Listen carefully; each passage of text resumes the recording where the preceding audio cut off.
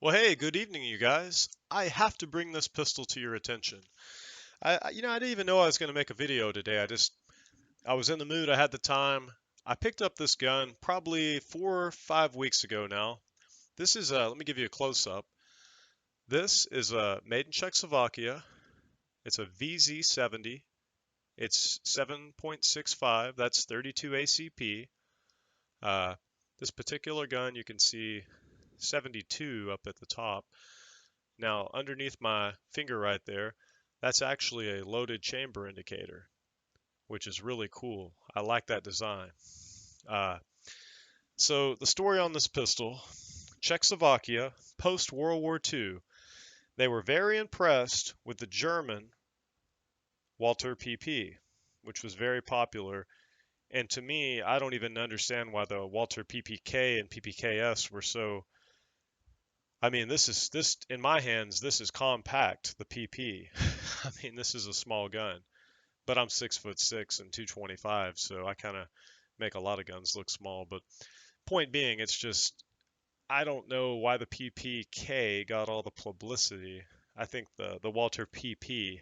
I think this should have been the star of the show. Just my opinion. Now, this gun seeks to mimic that gun. It's pretty much a clone, but it has some it has some disadvantages and some advantages. That's my opinion, but I'll tell you my reasoning. So Czechoslovakia, 1950, post World War II, they're wanting a new design for military, maybe a few police forces, but mainly the military and the civilian market. And they come out with the VZ50. Now we commonly call that here the CZ50 because it's the CZ arms factory from Czechoslovakia. But like I just showed you in the close-up, they call it the VZ. And then in 1970, they updated the VZ50 to the VZ70. And that's what this is.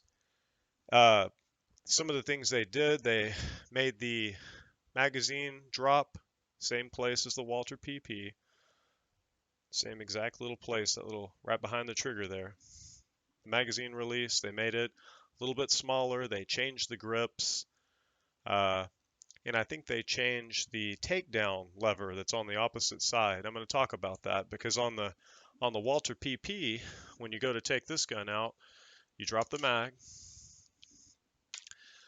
and then you bring that trigger down, very similar to a Makarov. This is probably where the Makarov got the design.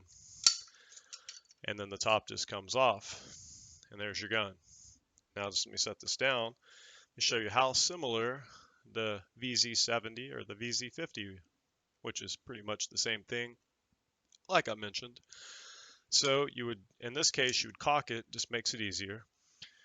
The trigger guard doesn't come down. I think they actually improved the design here. There's this button right there, and if you push the button in, if you push that button in, it comes off. Now let me show you guys. These are steel frame pistols, all steel. Look at just how similar they are. I mean, seriously, the barrel links are, I mean, it's kind of, it's very clear. It's pretty much, yeah, it's a clone. So, it's a very good one. Now, I'd seen these guns over the years, and I just never picked one up uh, because they were just scratched up. They weren't the best looking guns. This is the Walter again, and the CZ. Let's put it back in. What am I hanging? Oh, had the magazine in. There we go. And this actually has a decocker, so that's safe. If you bring it up, it would be fire. And if you push it down right here, it decocks. Now, like a CZ52, I wouldn't trust the decocker on this. And I probably should have showed you when I had the slide off there. But in the top of the slide, they have that same CZ52 style firing pin block. So there's actually a little lifter in the frame. Since I'm talking about it, here we go again. There's the lifter in the frame right there. and that little lifter lifts up the firing pin piece and makes it where the firing pin can move forward. So that was the design. That was one of their ways of, making the gun safer.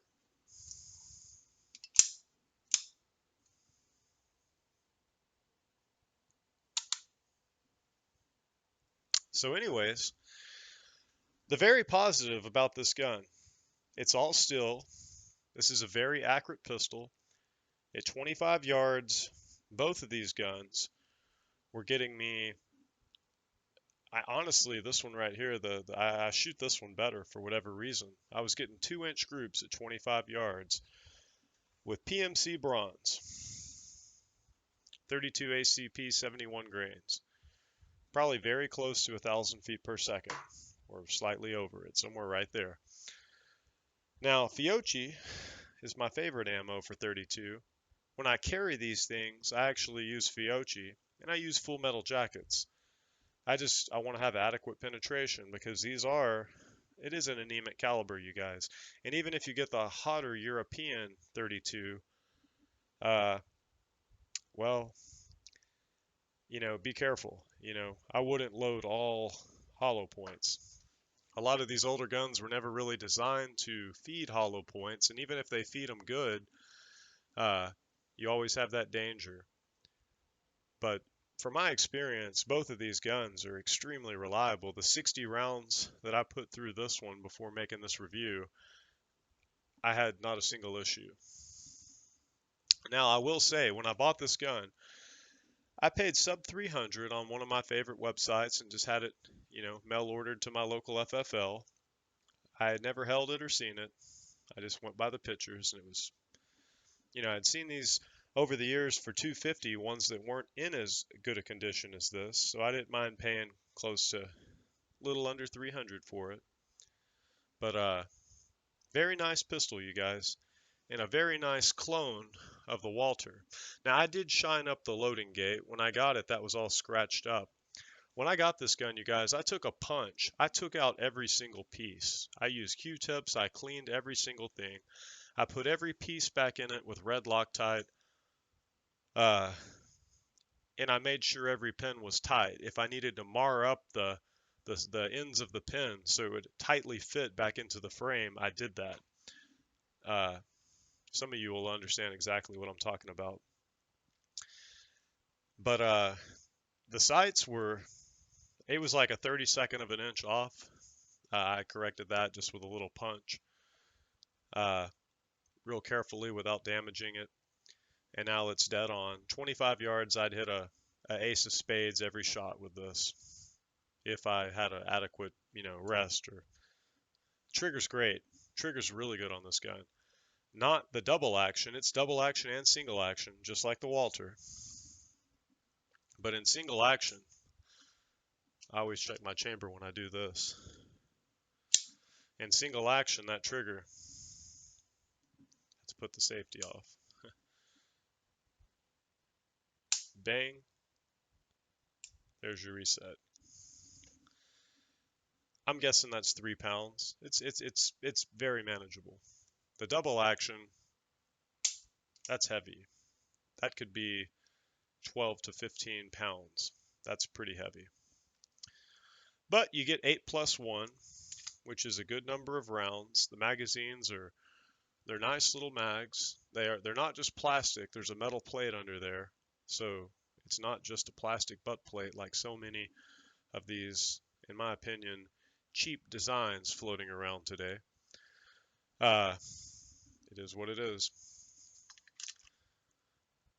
You can actually see, possibly, well, there's a metal floor plate, and that metal floor plate is kind of, I guess when they make that, they actually mold it into the plastic. So you do have metal on metal locking that mag in. That's the point I'm getting at here.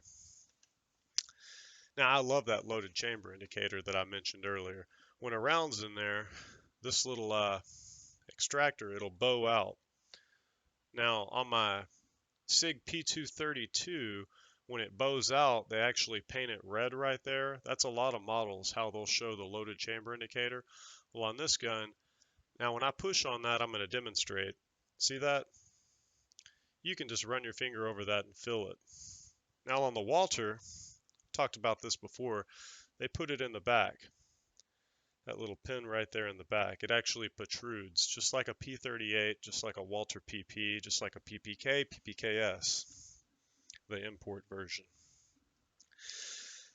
And now that they're being made here, I've seen what Walter PPK is on the market for around probably 750-ish here in Texas recently, new ones. And those do not have the, well, they're not the PPKS, which was a little bit bigger to meet import requirements. So I'm glad we're getting those back. But, you know, this gun right here, I honestly have just as much trust in this gun as I do the Walter PP and the PPKs that I own. But it was literally 1/3 of the cost. And for something to carry, knowing that, you know, I might use it one day and have to turn it in for a period of time in the event that something like that were to occur, this is probably the way to go. Now, it's not the best carry card round, you guys, but it might be, because with this pistol, I can aim and I can take a headshot pretty quickly, especially if I'm 5 or 15 yards. If I'm anywhere in there, it's very doable. If I was going to carry this, I might take some white or orange nail polish and just hit that side a little bit. But, and definitely the old timers out there that watch my videos, they're going to understand that. It just makes it a lot easier to see, and that's a cheap little trick. Make sure you get all the grease off it before you do it. Grease, oil, whatever. So, yeah, I was getting great groups, 2.5 inch groups. You know, if I did my part, the pistol did its part. So this is a very accurate gun. It was fun to shoot. When I walked down to the range, I take a $50 coin, and I had 4 shots under one of these Kennedys. It was grouping good. I mean, I'm sure there's a little bit of human error there. It's hard to see those sights at 25 yards, especially when the sun's glaring back at you. So, but I was keeping them in 2.5 inches with this gun. And I can't say I've done that good with the Walter. I think I was getting closer to 3 or 4 with this, and it probably was just me. You know, some days I shoot better than other days. But yeah. So these are both excellent pistols. Of course, the Walter's going to hold its value a little better. It's probably more collectible in the long term. Just more of a beautiful gun. This is the workhorse of the two. This is the one that I actually would carry for self-defense. Not that the Walter wouldn't do the job. It's just I'd be too afraid to sweat on it. You get the idea. Very nice gun, you guys. I bought a new recoil spring for it on eBay. I have a magazine, a spare, a second mag on the way. I don't carry a gun unless I at least carry an extra mag. But this probably will be a future carry piece of some variety. Maybe that day where you just want a small gun, but you don't want to go too small. You still need to have good accuracy. This fits that role. And like I said, if something were to happen and you started, yeah, 32 is so manageable. You can just keep it, you know, they don't have much recoil. And these little military designs, they're easy to shoot. And you can get reliable 5 and 15 yard shots. Anywhere in 5 and 15 yards, you know, talk about hitting a Coke can fast. These will do it. So that's just my thoughts on this pistol, you guys. I wanted just to, you know, tell you about it. This is definitely a hidden gem. If you see one of these things and it's in good shape, do not hesitate to pick it up if you get it for under 300 bucks. I think this pistol's probably worth, I think it's probably worth 450 or 475 at the moment. I think that's the value I would put on it if you had a nice one. I think it's worth that. So, of course, that's 2021. We're about to go into 2022. Who knows the future on these, but they're just going to go up. They're nice quality. So, you guys, that's my thoughts on the Czechoslovakian VZ70. VZ70 is pretty much just a little bit of an upgraded version of the VZ50. mainly a police and civilian gun at the time, a clone of the Walter PP. So you guys pick one up. Yeah, if you have any questions, please let me know. I'll do my best to give you, if I can answer it, I'll give you the information. I did fully disassemble this gun, cleaned everything. Normally I don't drive out all the pins and do all that, but I wanted this one in carry grade because I've always wanted to carry this, but I just won't do it. It's too perfect. I'm not gonna, and this is a police model too.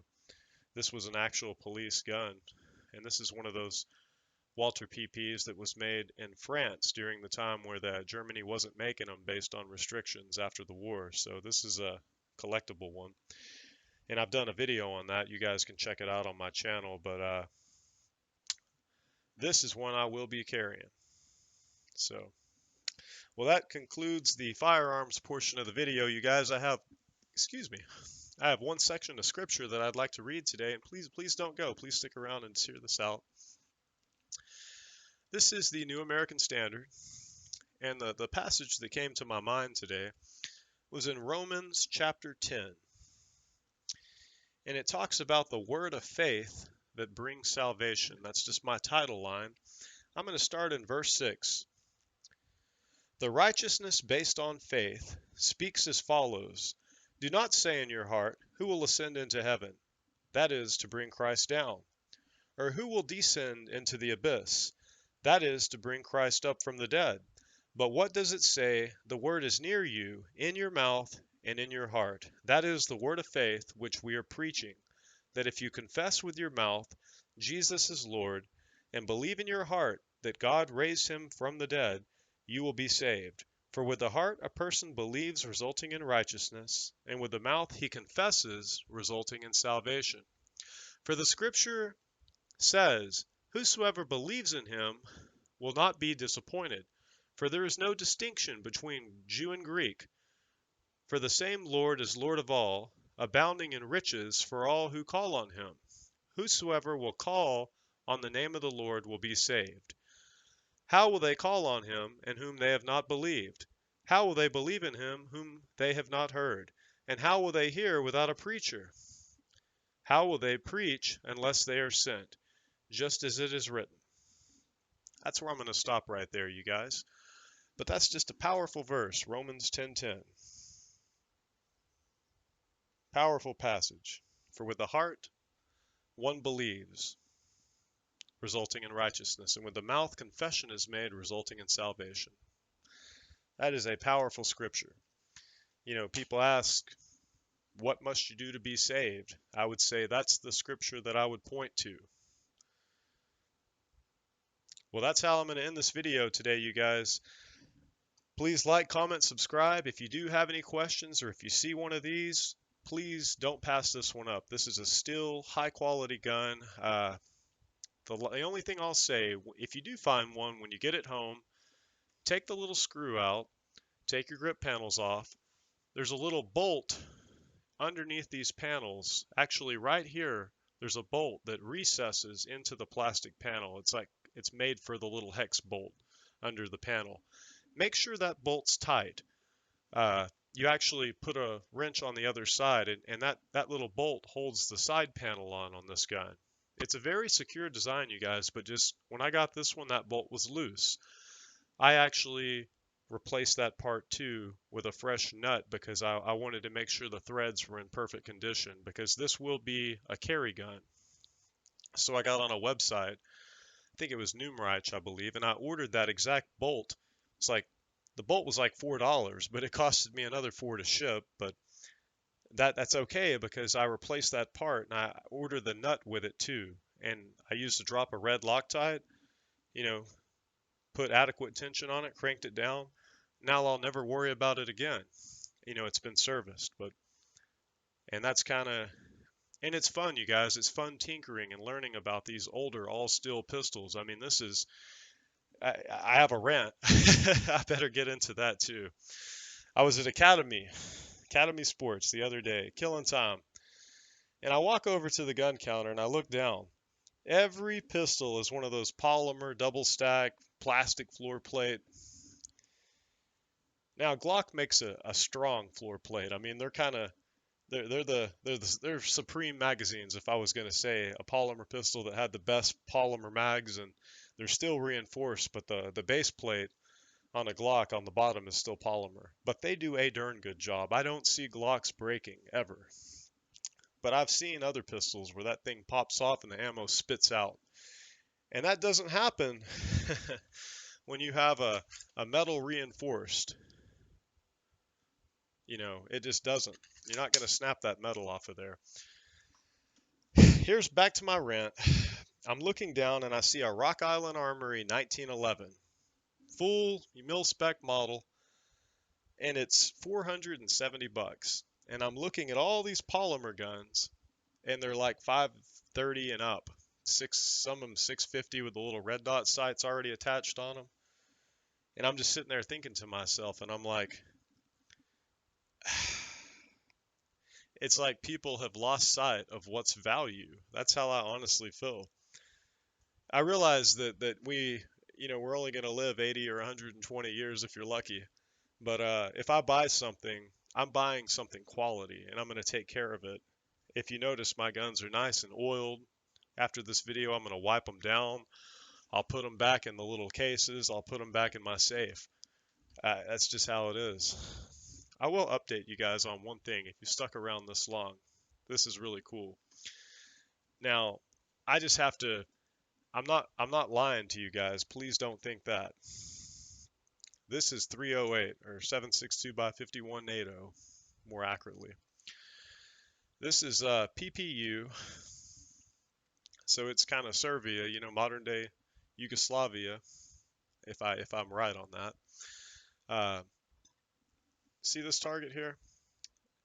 Somebody had bought this little Birchwood Casey target, and it was sitting down there, and they had put the correction dots on there. It had never been shot. That's 3 shots, you guys, at 100 yards. I'm not pulling your leg. That's 3 shots. And let me show you the ammunition and the rifle that did it. Well, I've already shown you the ammo here. I was just so impressed with this. And if you watch my channel, you might know the rifle that did it. See the military sealants on there? The Serbian ammo. This is nice ammo, you guys. I have a nice little case here. Well, here's the rifle that did it.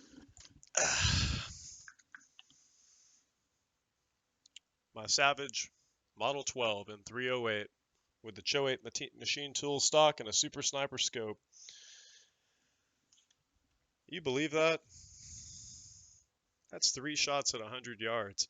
My friend David's my witness. He can vouch for me, but probably the best group I've ever shot, you guys. I'm just proud of that. Well, good. I didn't go over 25 minutes. I think I've said everything I need to say tonight, you guys. Please like, comment, subscribe. I've probably said that too. You guys have a blessed night.